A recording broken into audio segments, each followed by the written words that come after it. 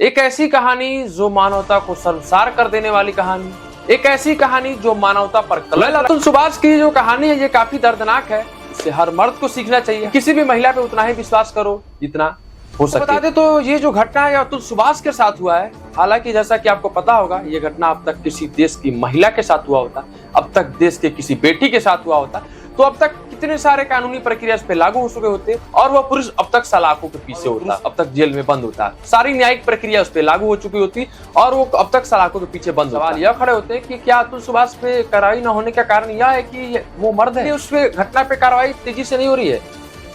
तो सवाल इस पे कई सारे खड़े। घटना के बारे में बताते तो मरने वाले अतुल सुभाष की उम्र 34 साल बताई जा रही है, 34 साल उनकी उम्र है और अतुल सुभाष एआई इंजीनियर बताया जा रहा है। लेकिन घटना इस प्रकार है कि एक ऐसा व्यक्ति जो अपने खुद के परिवार के चंगुल में फंस जाता है, अपने परिवार वालों से परेशान रहता है, लगातार कोर्ट कचहरी के चक्कर लगाता है, करीब सैकड़ों बार कोर्ट कचहरी के चक्कर लगाता है। जौनपुर कोर्ट में अतुल सुभाष सैकड़ों बार दौड़ चुके हैं लेकिन फिर भी उन्हें न्याय नहीं मिलता है। वेल अतुल सुभाष के मामले में उधर से प्रक्रिया आती है, बदले में जौनपुर कोर्ट की जज साहिबा कहती है 5 लाख दे दो, मैटर सॉर्ट आउट करा दूंगी, मैटर खत्म करा दूंगी। वेल दूसरी तरफ उनके परिवार का प्रक्रिया आता है। हालांकि उनके परिवार वालों की, हालांकि उनकी पत्नी की मांग पहले 1 करोड़ थी, हालांकि आज के डेट में उनकी पत्नी की मांग करीब 3 करोड़ हो गई थी। 1 करोड़ से बढ़कर 3 करोड़ उनकी पत्नी की मांग थी, उनकी परिवार वालों की मांग 3 करोड़ बताई जा रही है। तो कहीं ना कहीं आपको बता दें जिस तरह से देश और दुनिया में लगातार महिलाओं के लिए इतने सारे सरकार ने कानून लागू किया है, सरकार ने इतने सारे कानून बनाए महिलाओं को सेव करने के लिए, बहन बेटियों को सेव करने के लिए, तो कहीं ना कहीं देखा जाए तो पुरुष के लिए कोई महिलाओं के मुकाबले, महिलाओं के कानून के मुकाबले कोई अच्छा कानून नहीं है। तभी तो अतुल सुभाष अपने परिवार वालों की दर बदर ठोकर खाते खाते अपने परिवार वालों के लगातार अपने परिवार वालों के साथ अनकंफर्टेबल फील करते हुए लगातार अपने परिवार वालों के साथ दर्द में लास्ट में अंततः इस कदम को उठाते हैं। घटना काफी दर्दनाक है, काफी आत्मा को झकझोर देने वाली घटना है, कहीं ना कहीं मानवता पे कलंक लगाने वाली घटना है, कहीं ना कहीं लोगों को शादी के बंधन में बंधने से पहले भी आगाह करती है कि वो सचेत हो। वेल ये बिजनेस मॉडल आज की डेट में काफी चल रहा है। शादी करो बंदे से और उसके बाद 6 महीने, साल पर 2 साल 3 साल बाद उसे तलाक लो और उसे कोर्ट के द्वारा, कोर्ट के नियमों के द्वारा, सरकार के नियमों के द्वारा उसकी आधी संपत्ति लो, उसकी आधी संपत्ति में अपना हक जमाओ और उसे डिवोर्स देकर भगा दो।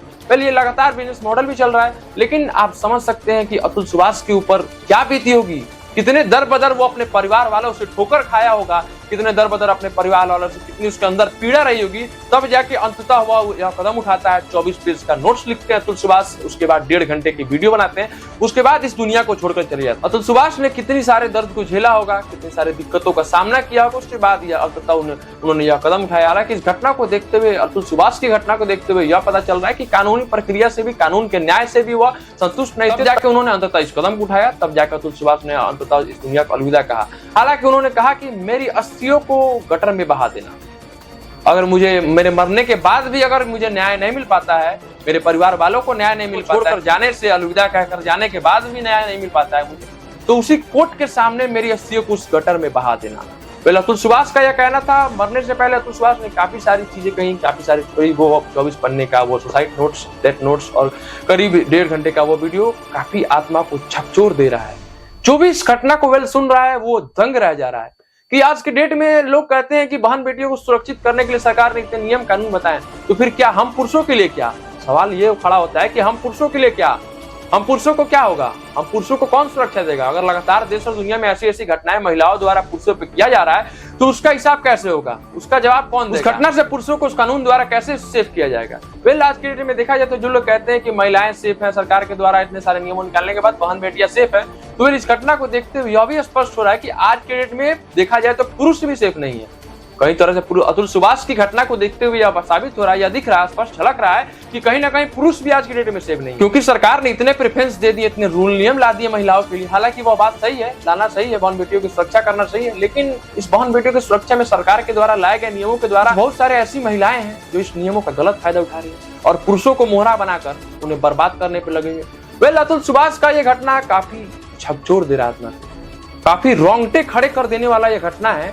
मैंने भी इस घटने को सुना तो मैं भी अपने अंदर से खुद आहत रह गया, दंग रह गया कि वाकई में कोई महिला खुद की जो बीवी कहा जा रही है, 7 वचनों को टुकड़े टुकड़े कर देने वाले, अतुल सुभाष की पत्नी और उनके घर वाले सबों ने मिलकर अतुल सुभाष को काफी परेशान किया, अतुल सुभाष को काफी प्रताड़ित किया। वे लगातार महिलाओं को प्रताड़ित करने की बात देश और दुनिया में लगातार खबरें आती है, लेकिन यहाँ पे अतुल सुभाष काफी प्रताड़ित हुए। इसके बाद उन्होंने दुनिया को अलविदा कहना ही अच्छा समझा। हालांकि इस घटने में अतुल सुभाष ने अपनी पत्नी को गुनहगार ठहराया, अपनी पत्नी की मां को गुनहगार ठहराया, अपने सास को गुनहगार ठहराया, अपने ससुर को गुनहगार ठहराया, अपने साले को गुनहगार ठहराया, मतलब अपने पत्नी के पूरे घर वाले को इस घटना के गुनहगार को साबित किया। और उन्हें कहा कि अतुल सुभाष ने यह कहते कहते दुनिया से अलविदा होने से पहले इस बात को कहा कि वेल, मेरे धन और संपत्ति, मेरे जमीन जायदाद या फिर मेरे प्रॉपर्टी में मेरे ससुराल वालों का कोई हक नहीं होगा, उसमें कोई नहीं होंगे। तो इस दुनिया को अलविदा कहने से पहले अतुल सुभाष यह कह गए कि मुझे अगर मेरे दुनिया को छोड़ जाने के बाद भी मुझे अगर न्याय नहीं मिलता है तो मेरी अस्थियों को उसी कोर्ट के सामने गटर में बहा देना।